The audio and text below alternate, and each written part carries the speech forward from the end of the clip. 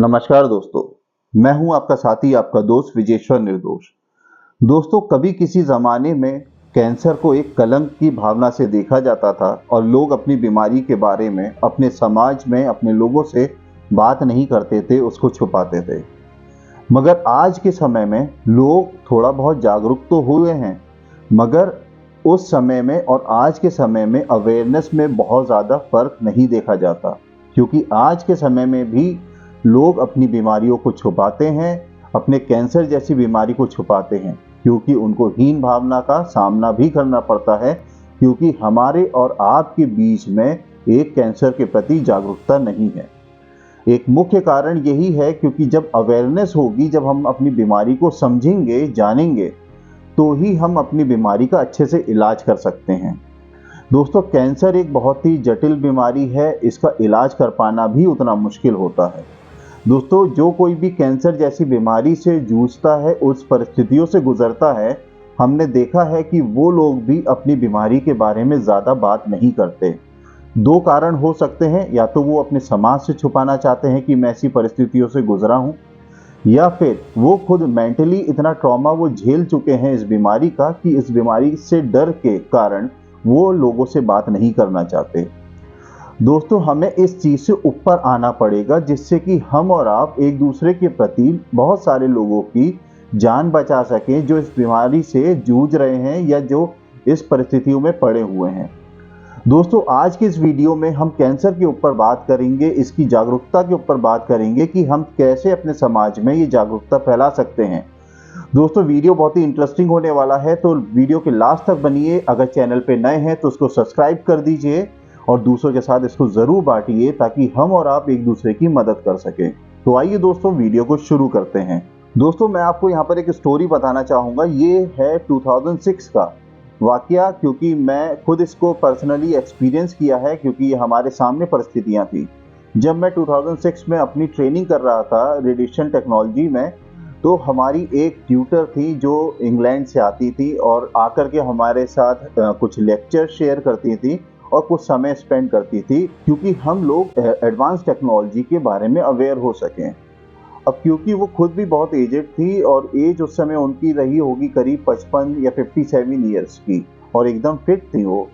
तो जब हम लोगों ने, हमारे ग्रुप ने उनके साथ टाइम स्पेंड करा, तो बाद में पता चला वो खुद एक कैंसर सर्वाइवर हैं। जी हाँ दोस्तों, उनको खुद एक ब्रेस्ट कैंसर जैसी बीमारी का सामना करना पड़ा। फिर जब उनसे बातचीत हुई तो उन्होंने बताया कि जब वो 30 साल की थी तब उनको कैंसर डायग्नोज हुआ, मगर समय रहते उनने अपने सिम्टम्स को पकड़ा, और पकड़ने के बाद वो डॉक्टर से मिले और डॉक्टर ने उनका सही समय पर इनिशियल स्टेज पे, शुरुआती स्टेज पे ट्रीटमेंट किया।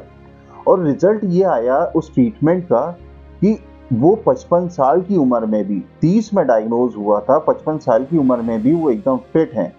और यही नहीं दोस्तों, उन टीचर ने, जहाँ पर उनकी बीमारी का इलाज हुआ, वहीं से उनने अपनी ट्रेनिंग पूरी करी।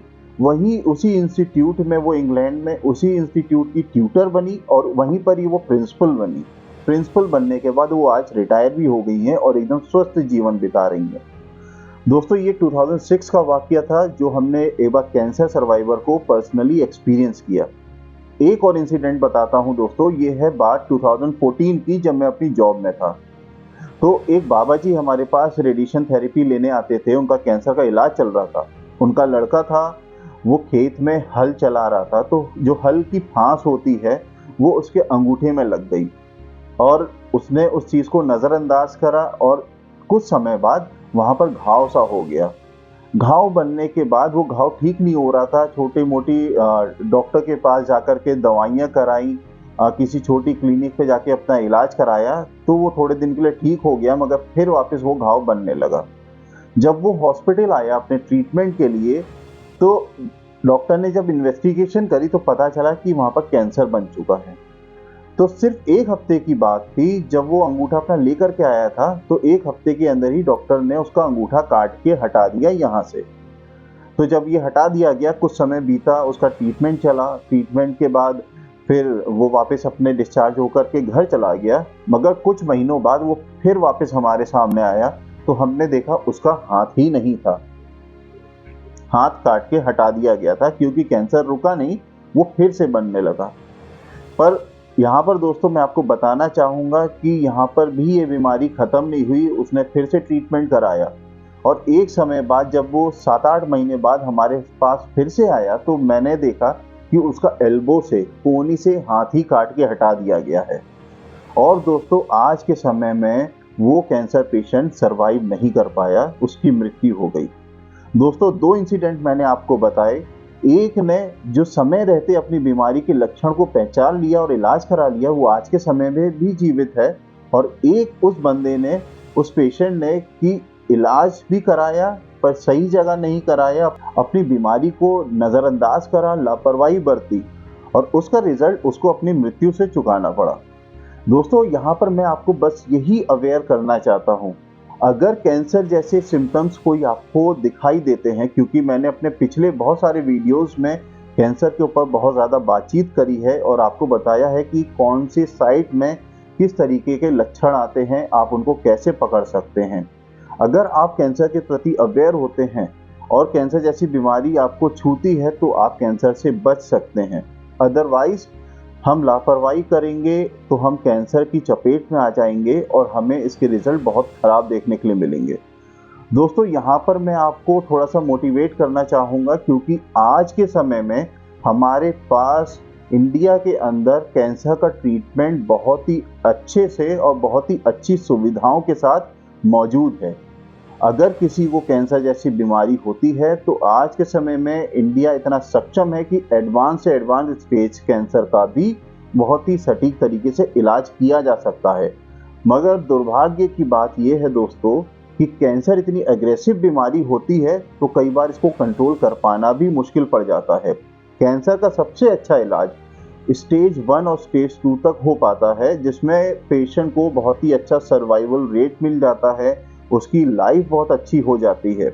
अदरवाइज जब ये कैंसर एडवांस स्टेज में पहुंच गया तब उसको रोक पाना बहुत ही मुश्किल हो जाता है और तब डॉक्टर और पेशेंट दोनों के पास बहुत ज़्यादा कुछ बचता नहीं है करने के लिए।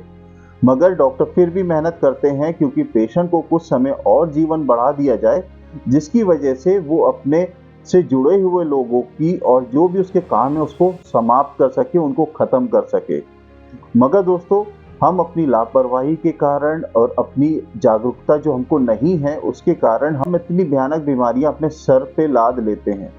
दोस्तों यहाँ पर मैं आपको बताना चाहूँगा कि इस समाज में हम अकेले नहीं रहते हैं, हमसे जुड़े हुए बहुत लोग हैं, हमारे दोस्त हैं, हमारी फैमिली है, हस्बैंड है, वाइफ हैं, बच्चे हैं, मम्मी पापा हैं, सब कोई है जो हमसे जुड़ा हुआ है।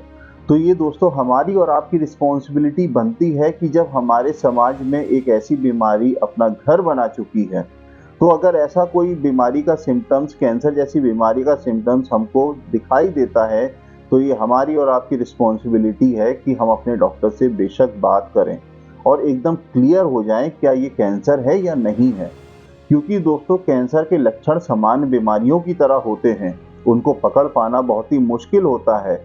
तो इसलिए मैं आपसे बस रिक्वेस्ट कर रहा हूँ, अगर ऐसा कोई सिम्टम्स जो मैंने पिछले अपने वीडियो में बता रखा है सब, अगर ऐसे कोई सिम्टम्स आपको कैंसर से रिलेटेड दिखाई देते हैं तो आपको ज़रूर डॉक्टर से मिलना है, इसमें लापरवाही बिल्कुल भी नहीं करनी है और समय रहते ट्रीटमेंट को भी ले लेना है। दोस्तों आज के समय में कैंसर का इलाज इंडिया के अंदर एक्सपेंसिव है, महंगा है। अगर आप समय रहते इलाज करा लेंगे तो आप इस एक्सपेंसिव इलाज को अपने बेनिफिट के लिए यूज़ कर सकते हैं। अगर हमने देर कर दी, हम इलाज भी बहुत महंगा करा रहे हैं और बाद में रिजल्ट भी कुछ नहीं मिलता और प्लस हम अपने परिवार को परेशानी में भी छोड़ देते हैं, क्योंकि इतनी फाइनेंशियल क्राइसिस आ जाती है, क्योंकि कैंसर के इलाज को अफोर्ड कर पाना हर किसी के बस की बात नहीं होती। तो दोस्तों मैंने आपको 2 जो वाक्य बताए हैं, 2 इंसिडेंट बताए हैं, वो मैंने खुद पर्सनली उन सबको सुना है, देखा है और महसूस किया है कि कैंसर जैसी बीमारी से हमें बिल्कुल भी लापरवाही नहीं करनी है। क्योंकि एक इंसिडेंट में एक व्यक्ति ने अपने जीवन को खो दिया और एक इंसिडेंट ने, उसकी बुद्धि ने, उसकी अकल ने अपने लाइफ को और ज़्यादा बढ़ा दिया। दोस्तों हमारे समाज में एक और परेशानी है, आज भी वो परेशानी एग्जिस्ट करती है। जब कोई बड़ी बीमारी हमारे घर में आ जाती है तो हम अपने पड़ोसी से बात नहीं करते, हम अपने दोस्तों से बात नहीं करते उस बारे में, हम किसी से शेयर नहीं करते, क्योंकि समाज का डर है कि समाज क्या कहेगा, समाज कहीं हमें बायकॉट तो नहीं करेगा, हमें एक अलग नज़रिए से तो नहीं देखेगा।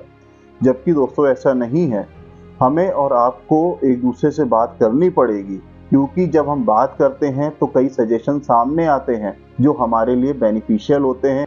दोस्तों, इस वीडियो के माध्यम से मैं आपके साथ एक और चीज़ शेयर करना चाहता हूँ, आपसे रिक्वेस्ट करना चाहता हूँ कि जो कोई भी कैंसर सर्वाइवर है, उसको डिजिटल मीडिया प्लेटफॉर्म पे आकर अपनी कैंसर जर्नी ज़रूर शेयर करनी चाहिए, क्योंकि बहुत सारे लोग जो इस बीमारी से जूझ रहे हैं वो बहुत ही ज़्यादा डीमोटिवेटेड हैं और वो अपने जीवन को अपने हाथों से छोड़ते जा रहे हैं। अगर आप जैसे लोग जो कैंसर सर्वाइवर हैं, आप उनके लिए बातचीत करेंगे, उनको मोटिवेट करेंगे, तो जो खुद ऐसी परिस्थितियों से गुजरा है, वो एक बेहतर डॉक्टर हो सकता है, एक बेहतर काउंसलर हो सकता है, क्योंकि उसने उन परिस्थितियों को जिया है, महसूस करा है और आज वो अपने अस्तित्व में बहुत ही स्ट्रांगली खड़ा है। और ऐसे लोग जब अपनी जर्नी को, कैंसर जर्नी को लोगों के साथ बांटेंगे, तो जो कोई भी ऐसी परेशानी में है, उनको एक हौसला मिलेगा और वो अपने इलाज को बहुत ही सीरियसली और बहुत ही अच्छे से कंप्लीट कर सकते हैं और वो भी एक कैंसर सर्वाइवर बन सकते हैं और अपने जीवन को जैसे कैंसर सर्वाइवर एक सामान्य तरीके से जी रहे हैं, वो भी जी सकते हैं। मगर दोस्तों, यहाँ पर कमी यही है कि हम लोग मीडिया प्लेटफॉर्म पे आकर के अपनी बीमारी को डिस्कस नहीं करते हैं, हम समाज की परवाह ज़्यादा करने लगते हैं। तो सबका नज़रिया अलग-अलग हो सकता है, मगर मैं आपके साथ ये बात इसलिए शेयर कर रहा हूँ क्योंकि हमें और आपको बहुत सारे लोगों तक पहुँचना है, जो कैंसर जैसी बीमारी है उसको कंट्रोल करना है और कैंसर के प्रति अवेयरनेस को स्प्रेड करना है, जिससे कि हम और आप बहुत सारे जीवनों को बचा सकें।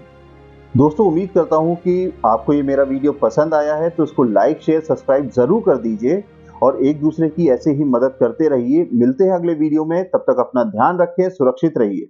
नमस्ते, जय हिंद।